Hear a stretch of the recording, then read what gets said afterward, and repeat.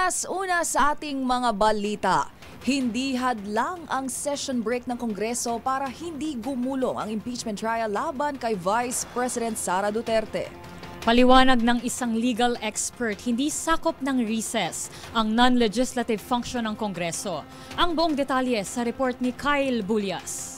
Maaari pa ring mag-convene ang Senado para sa impeachment trial laban kay Vice President Sara Duterte sa kabila ng pagtatapos na kanilang sesyon.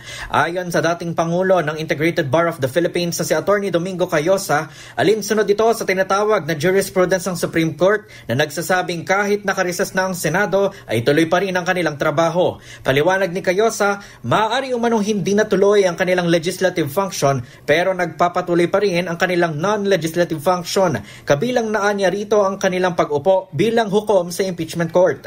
Bukod dito, mahalagaan yang isyu ang tinatalakay, gayong ang pinag-uusapan ay ang pagpapatalsik sa ikalawang pinakamataas na opisyal ng bansa.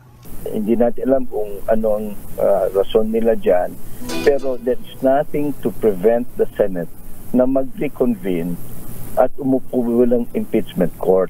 There's nothing to prevent the Senate from sending the articles of impeachment kay Vice President Sara para mabigyan naman siya ng 10 araw para sagutin yan. Bukod dito, naniniwala si Cayosa na lalo lamang lalala ang hidwaan sa pagitan ng mga taga-suporta at kritiko ng mga Duterte at magdudulot lang ito ng instability sa bansa kung sa Hunyo pa uumpisahan ang impeachment trial. Hindi anya magandang tignan sa international community at makakaapekto rin umano ito sa foreign investors sa bansa. Matatandang iginiit ni Senate President Chis Escudero kahapon na walang mangyayaring impeachment trial sa panahon na nakabakasyon ng Kongreso para sa kampanya sa 2025 local at national elections. Para sa MBC TV Network News, ito si Kyle Bulias ng DZRH, una sa Pilipinas, una sa Pilipino.